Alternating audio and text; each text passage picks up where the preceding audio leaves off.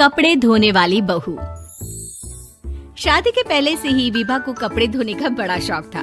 कभी नल के नीचे तो कभी तालाब के पास। अरे मेरी नीली वाली लुंगी नहीं दिख रही है। विभा की अम्मा कहाँ रखी है लुंगी? अरे वो तो विभा ने परसों ही धोकर रखी थी आपकी अलमारी में, देखो वहीं होगी। वो ना मैंने आज धो दी, मुझे लगा कि गंदी हो गई होगी। अरे कैसे गंदी हो गई थी, उसे तो मैंने पहना भी नहीं। हे भगवान, इस लड़की के कपड़े धोने की आदत से परेशान हो गया हूँ मैं। जितना तो घर में राशन नहीं आता, उससे कहीं ज्यादा डिटर्जेंट पाउडर का खर्चा है। इसकी शादी करवा दो, शादी जाए अपने घर में ही करे काम, फिर चाहे घर के कपड़े धोने हो या पूरे गांव के। हाँ ठीक बोल रही हूँ, देखता हूँ मैं कोई लड़का। वो दिन भी आ जाता है जब विभा को देखने लड़के वाले आ जाते हैं। लड़की मुझे अच्छी लगी। होने वाली सास कहती है, बेटी अगर कुछ पूछना है तो पूछ लो। वैसे तो हमारी लड़की बहुत ही शर्मीली है, जो बोल दो वो मान लेती है, इसे क्या पूछना होगा। अरे कैसी बात कर रही हो माँ, मुझे इन लोगों के घर रहना है, सवाल तो कई है। हाँ हाँ बेटा पूछ लो ना, क्या पूछना है।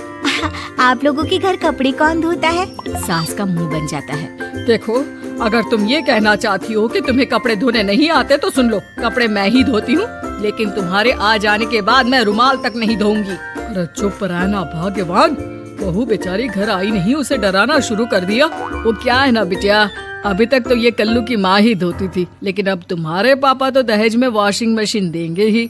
तभी विभा की माँ बोल पड़ती है, सवाल भी पूछा तो क्या। वैसे भाई साहब, मशीन की तो फिर भी कपड़े धोने की कैपेसिटी होती है। मतलब जो बिटिया दे रहे हैं ना विभा, इसे कपड़े धोने का बहुत शौक है। ये आप लोगों के क्या, आस पड़ोस गांव मोहल्ले सबके कपड़े धो दे और उफ तक ना करे।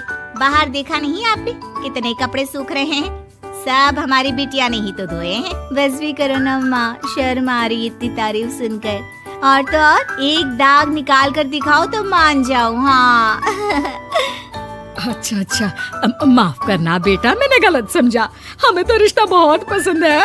और ऐसे जुड़ जाता है रिश्ता कपड़े धोने का शौक रखने वाली विभा का। उसकी शादी हो जाती है कोयला फैक्ट्री में काम करने वाले कल्लू के साथ। शादी के बाद अचानक विभा चिल्लाती हुई सास के पास आती है। सासू माँ, अरे सासू माँ कहाँ है आप? ये तो धोखा है, धोखा दिया आप लोगों ने मुझे। इस ससुर के चक्कर के बारे में पता चल गया। अरे तो उसमें तुझे क्यों धोखा मिला है? अरे नल में पानी नहीं आता, कपड़े कैसे कब धुलेंगे? अच्छा, तू पानी नहीं आ रहा उसकी बात कर रही है। तो आपने क्या सोचा? कुछ नहीं। अच्छा तेरी माँ ने कहा था कि कपड़े धोने का शौक है, तुझे याद आया मुझे। शौक बोलकर कपड़े धोने वाले मेरे जुनून को कम ना आके सासू माँ, कपड़ा धोना मेरा गुरूर है। तभी पति भी वहाँ आ जाता है। अभी मैंने इसे सनी देओल की फिल्म दिखाई है, उसी के डायलॉग मार रही है माँ। अच्छा सुन, साफ साफ बता रही हूँ, पानी सुबह 4 से 6 और शाम को 10 से 12 आता है, समझी? विभा टाइमिंग सुनकर हैरान हो जाती है। ये क्या भूतों का मोहल्ला है? सुबह 4 बजे उठकर कौन कपड़े धोता है? 4 बजे टंकी में पानी जाता है, फिर सारा दिन धोना ना, किसने मना किया? अरे कैसी बात कर रही हैं? 200 लीटर की टंकी में कितने कपड़े धो लूंगी मैं, सुबह ही उठ जाऊंगी मैं। अब क्या था, विभा सुबह 4 से लेकर रात के 12 बजे तक कपड़े ही धोती रहती। एक रोज सास पड़ोस से निकलकर कहीं जा रही होती है कि साथ वाली कहती है, हाँ कल्लू की माँ, जरा ये बताओ कि 2 साड़ी है, 2 ब्लाउज और एक पेटीकोट और एक नाड़े वाला लंबा कच्छा। हाँ तो? अरे तो क्या, कितना लोगी धुलाई ये बताओ। धोबन दिख रहे हैं हम क्या? हमारे पति सरकारी नौकरी से अभी रिटायर हुए हैं और बेटा सुपरवाइजर है कोयला फैक्ट्री में। धोबन समझ रखा है हमें? हाय रे कल्लू की अम्मा, माफ कर दो, वो तो मोहल्ले में यही सब बता रहे थे कि तुमने बहू को कपड़ा धुलवाने के काम में लगा दिया है। सास को पड़ोसन की बात सुनकर गुस्सा आ जाता है। वो घर पहुंचती है जहां घर के बाहर ही इतने सारे कपड़े सूख रहे होते हैं जितने कि किसी धोबन के घर पर। अरे ओ कल्लू की दुल्हन, बाहर निकल। माँ जी यहीं आ जाओ, बाथरूम में चादर धो रहे हैं हम। अरे अभी हम धोते हैं, तुमको बाहर निकलो।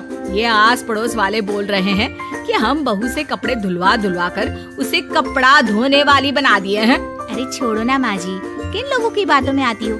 आस पास के लोगों का तो काम ही होता है कि वो किसी तरह सास बहू को लड़ा दे। बहू सारे घर के कपड़े धोती है, ये क्या कम है? बोलिए। सास को भी लग जाता है कि वो बहू का ये सनकीपन नहीं छुड़वा सकती, इससे अच्छा है कि खुद ही चुप हो जाए। एक रोज सास और बहू मंदिर जाते हैं, जहाँ सास की साड़ी वहाँ खड़ी भीख मांगने वाली से मिलती है। माँ जी क्या बात है, आपकी साड़ी उस भिखारन से कितनी मिल रही है ना? हाँ हाँ देखो तो दोनों की साड़ी मिल रही है। क्या बात है कल्लू की अम्मा, तुम खुद को तो अफसर की बीवी बताती हो और ऐसी सिंपल सी प्लेन साड़ी पहनकर घूमती हो। सिंपल और प्लेन नहीं है ये साड़ी। तो क्या सोने के धागे से फूल बने हैं? कुछ भी सासू माँ, कुछ भी। हाँ बने थे इस साड़ी में सोने के धागे से फूल। मेरे पति लेकर आए थे मद्रास से स्पेशली मेरे लिए 10,000 की। ताहे भाई साहब इस भिखारन के लिए भी सेम टू सेम साड़ी लेकर आए होंगे 10,000 की। सास उस वक्त कुछ नहीं कहती, लेकिन बहू के साथ घर आती है और अलमारी से एल्बम निकाल कर लाती है। ये साड़ी देख रही है, ये वही साड़ी है जिसे मैंने अभी पहना था।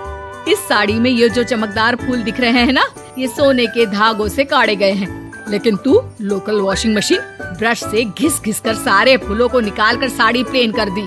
मुझे माफ कर दीजिए सासू माँ। और तो और, जब मैंने तुझे तेरी गलती के लिए कुछ नहीं कहा, लेकिन तूने तो सबके सामने मेरा मजाक ही बना दिया। क्यों? बहू को समझ में आ जाता है कि अब से उसका कपड़े धोना बंद।